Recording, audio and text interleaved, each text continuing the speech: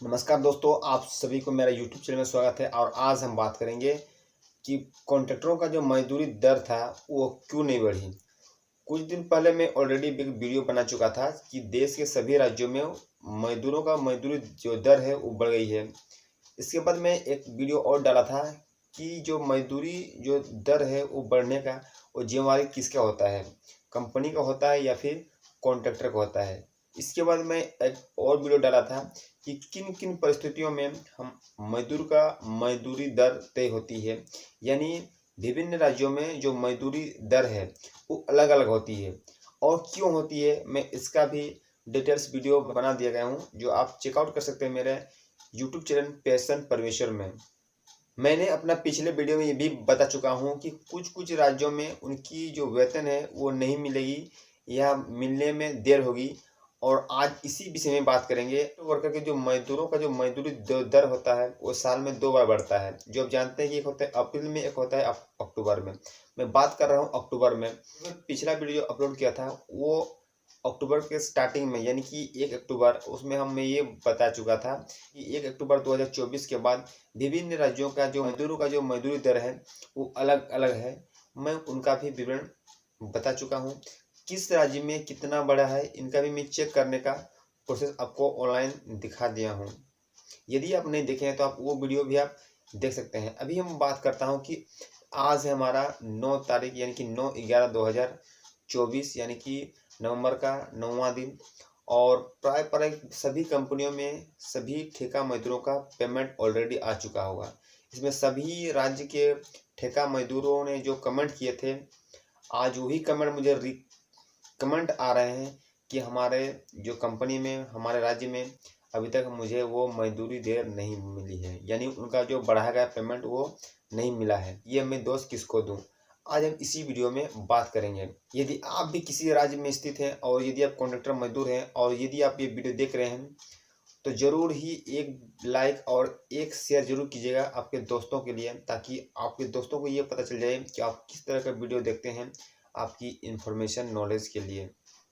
आखिर कंपनियों ने हमारी जो मजदूरी जो दर है ये क्यों नहीं बढ़ाई, और यदि हमारी मजदूरी दर बढ़ी थी तो हमें अक्टूबर के महीने का जो पेमेंट आया, यानी कि जो नवंबर में अक्टूबर का जो पेमेंट आया उसमें हमारी अक्टूबर का बढ़ी हुई राशि हमें क्यों नहीं मिली। आखिर ये दोष किसका है, कंपनी का है, ठेकेदार का है, या यानी आज हम इस वीडियो में डिटेल के साथ में बात करेंगे। ये करता हूँ आज का वीडियो। हम जिस परिवेश में रहते हैं वहाँ प्रत्येक व्यक्ति का रहन सहन अलग है, वहाँ के खान पान अलग है, वहाँ की भाषा बोली अलग है, कि पर्व त्योहारें भी अलग हैं। इससे ये पता चलता है कि समाज में जो सामाजिक व्यवस्था है वो सबके लिए अलग अलग है। और समाज की जो पहली इकाई होती है वो होती है हमारे परिवार, यानी कि परिवार से ही हमारे समाज बनती है। यानी हम ये भी बोल सकते हैं कि समाज की पहली इकाई परिवार है, यानी कि परिवार से ही हमारा समाज बनता है। यानी परिवार के दिया हुआ हमारा जो ज्ञान ही हमें एक समाज को निपुण बनाती है। यानी कि परिवार से हमें जो भी शिक्षा मिलती है उससे हमारा समाज बनता है। यानी परिवार से हमारे संस्कार, व्यवहार और अच्छी आदतों का ज्ञान हमें एक परिवार से मिलता है, और यही ज्ञान हमें नए समाज बनने में हमारी मदद करता है। यदि परिवार के बाद यदि समाज में कोई दूसरा स्थान आता है तो वो है हमारे स्कूल, या बोल सकते हैं विद्यालय, जहाँ हमें ज्ञान के साथ साथ हमें अच्छी आदतें, व्यवहार और संस्कार जैसी चीज़ें हमें सीखने को मिलती है। परंतु आज का डेट में यदि हमें ऐसे स्कूल खोजा जाए तो मुझे नहीं लगता कि इस तरह का स्कूल आपको ढूंढने से मिलेगा जहाँ पर आपको अच्छी आदतें, संस्कार और अच्छे व्यवहार के साथ में आपको पूरा निपुणतापूर्वक ज्ञान मिलेंगे। जब कोई स्टूडेंट पढ़ लिख कर डॉक्टर, टीचर, इंजीनियर या राजनेता बनता है तो उन्हें समाज में अच्छा व्यक्ति माना जाता है, क्योंकि उन्हें ये समझा जाता है कि ये व्यक्ति समाज के लिए अच्छा काम करता है। परंतु वही यदि कोई व्यक्ति या वहीं पर यदि कोई लड़का या कोई स्टूडेंट पढ़ लिख कर यदि मजदूर बनता है या फिर कॉन्ट्रैक्टर वर्कर की नौकरी करता है तो उसे समाज में तुच्छ व्यक्ति समझा जाता है, यानी उसे समाज में नीचा का स्तर दर्जा दिया जाता है या उसे नीचा स्तर समझा जाता है। जब हम दो व्यक्तियों के साथ में जब तुलना करते हैं कि समाज के लिए डॉक्टर बेस्ट होता है कि एक इंजीनियर बेस्ट होता है, जब इन दो कैटेगरीज के लिए दो व्यक्ति के साथ में जब हम तुलना करते हैं तो हमारी उस तुलना के बीच में उत्पन्न होता है हमारा भेदभाव।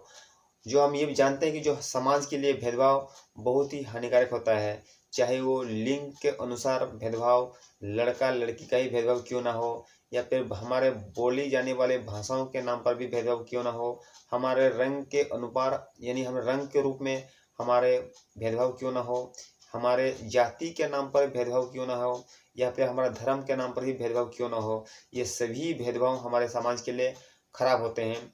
और अभी अभी एक नया अपडेट आया है, वो है भेदभाव हमारे पैसे के बारे में। यानी समाज में जिसके पास पैसा है उसका स्वभाव, उसका व्यवहार अच्छे आदमी के साथ में अच्छे होते हैं, और जिस व्यक्ति के पास पैसे की कमी होती है यानी उसे समाज तुच्छ नज़र से देखा जाता है, उसे समाज में बहिष्कार किया जाता है। जैसे कि हमारे धर्म, जाति, बोली और हमारे लिंग के आधार पर किया जाता है।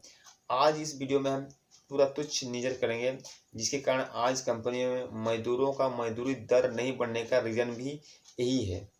यहाँ एक बात समझ में आता है, जो भी नियम बनते हैं समाज में, वे नियम बनाते हैं सरकार। यहाँ एक बात आता है कि ये सरकार बनाता कौन है? सरकार को बनाते हैं हम, आप और हमारे जैसे लोग। इसीलिए अभी ये समय है कि जब भी हम सरकार को चुने तो हमें सोच समझ के चुने।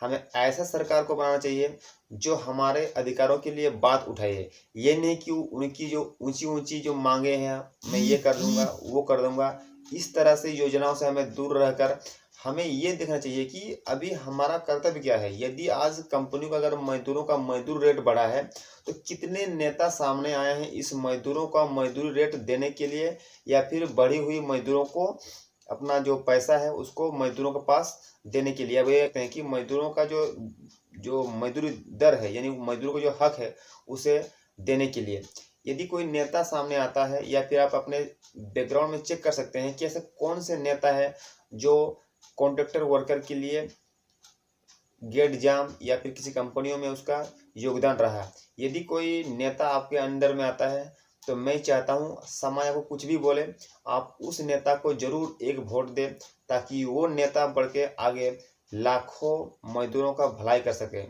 आज के वीडियो का ये मुख्य विजन यही होगा कि एक सरकार और मजदूरों के बीच में क्या संबंध होनी चाहिए। वैसे अगर देखा जाए तो सरकार और मजदूरों के बीच में जो संबंध होता है बहुत ही जटिल और विभिन्नताओं से भरा हुआ होता है। वैसे तो सरकारों का अधिकार होता है कि वो मजदूरों की जो अधिकारों को रक्षा करे और उसकी आर्थिक विकास में सहयोग करे, परंतु सरकार ये भूल जाती है कि मजदूर भी उनके वोटों का अधिकार होता है, यानी कि मजदूरों के द्वारा ही सरकार चुना जाता है। और आज वो समय आ गया है कि हम अपना कीमती वोट हमें ऐसे नेताओं को देना चाहिए जो हमारे अधिकारों के लिए लड़े। तो आज मैं आपको ऐसे 7 टॉपिक शेयर कर रहा हूं जिनसे हम पता कर सकते हैं कि सरकार और मजदूरों के बीच में क्या संबंध है। जिनमें पहला है श्रम कानून। श्रम कानून हमें ये कहलाता है कि जो मजदूर है उन्हें कितना मजदूरी रेट मिलना चाहिए, उन्हें कितने घंटे काम करने चाहिए, उनकी स्वच्छ और स्वच्छता के लिए क्या क्या योजनाएं चलाती है सरकार, ये हमें बताती है। दूसरा है औद्योगिक विवाद समाधान, यानी कंपनी और मजदूरों के बीच में यदि कोई झमेला हो जाए तो सरकार उसमें मध्यवर्गीय काम करता है, यानी कि माने कंपनी और मजदूरों के बीच में मध्य में मार्ग आने, यानी कि वो बीच में आते हैं और उन दोनों के विवादों को सुलझाती है। तीसरा है यूनियनों का समर्थन, यानी मजदूरों का हक और हित के लिए उठने वाले आवाज़ को अपने यूनियन तक पहुंचाती है ताकि मजदूरों को अपना हक मिल सके। चौथा है अर्थव्यवस्था पर प्रभाव। कभी कभी सरकारें उद्योगों को बढ़ावा देने के लिए आर्थिक नीति बनाती है जो मजदूरों के हित में नहीं होती है, जो कभी कभी मजदूरों को अधिकारों पर शोषण करती है, या बोल सकते हैं कि उसमें असर डालती है, जिससे अस्थायी मजदूरों को बढ़ावा मिलता है, यानी कि उन्हें कॉन्ट्रैक्टर वर्कर की नौकरी उन्हें करनी पड़ती है। पांचवा है कि स्किल डेवलपमेंट, यह सरकारें मजदूरों को अपने स्किल बढ़ाने के लिए नई नई स्किल ट्रेनिंग देती है ताकि वे औद्योगिक विकास को समझ सके और नए नए स्किल सीख के वे अपना खुद का विकास कर सके। छठा है निजीकरण और ठेका प्रणाली। कभी कभी सरकारें ठेका कर्मचारियों और निजीकरण को बढ़ावा देती है, जिससे मजदूरों का जो सुरक्षा को असर पड़ता है, यानी बोल सकते हैं कि जो कॉन्ट्रैक्टर वर्कर की जो परमानेंट होने की चांस होते हैं वो कमी हो जाती है। कुछ कुछ राज्य सरकारें इसमें कड़ी कदम उठाई है, जैसे हिमाचल प्रदेश, उत्तराखंड और पंजाब जैसे राज्य सरकारें हैं, वे सभी राज्य के सरकारें यानी कि उत्तराखंड, हिमाचल और पंजाब जैसे राज्य की सरकारें अपने राज्य में कॉन्ट्रैक्टर वर्कर को परमानेंट करने की मांग की है। तो ऐसे राज्यों को हमें नमन करने चाहिए ताकि अन्य राज्य भी इनसे कुछ सीखें और वहाँ के वर्करों को भी अस्थायी होने की चेष्टा करें, यानी उन्हें अस्थायी करने की कोशिश करें। तो वहाँ है सामाजिक सुरक्षा योजनाएं, यानी सरकार द्वारा मजदूरों को स्वास्थ्य, पेंशन और बीमा जैसे योजनाएं उन्हें दी जाती है ताकि उसकी विकास आगे बढ़ता रहे।